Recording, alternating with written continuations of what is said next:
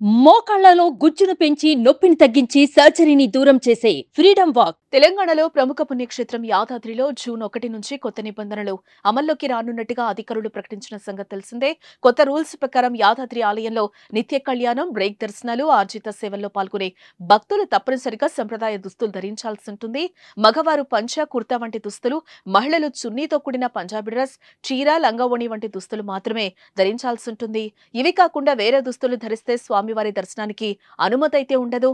అయితే ఉచిత దర్శనం క్యూ లైన్లో వచ్చే భక్తులకు ఈ నియమం వర్తించదు. అలాగే ఆలయంలో ప్లాస్టిక్ పై కూడా నిషేధం విధించారు. భక్తులు కవర్లు వంటివి తీసుకురాకుండా జూట్ సంచులు క్యారీ చేయాలని సూచించారు. అయితే ఈ నిబంధనలను జూన్ 1 నుంచి అమల్లోకి ఈవో ప్రకటించినా ఇంకా అమలు కావడానికి సమయం పట్టే అవకాశం అయితే కనిపిస్తోంది.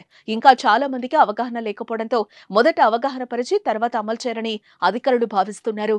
ఈ మేరకు అటు భక్తులకు, ఇటు వ్యాపారులకు మరింత అవగాహన కల్పించడం కోసం అధికారులు, ఉద్యోగులు, పోలీసులు, నాయ బ్రాహ్మణులతో ప్లాస్టిక్ వ్యతిరేకంగా కొండపైన అవగాహన ర్యాలీని ప్లాన్ చేశారు.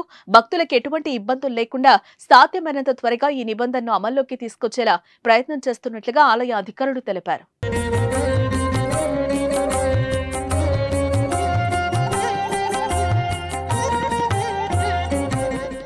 సుమన్ టీవీలో మీ పర్సనల్ అండ్ బిజినెస్ ప్రమోషన్స్ కోసం కింది నెంబర్కి కాంటాక్ట్ చేయండి.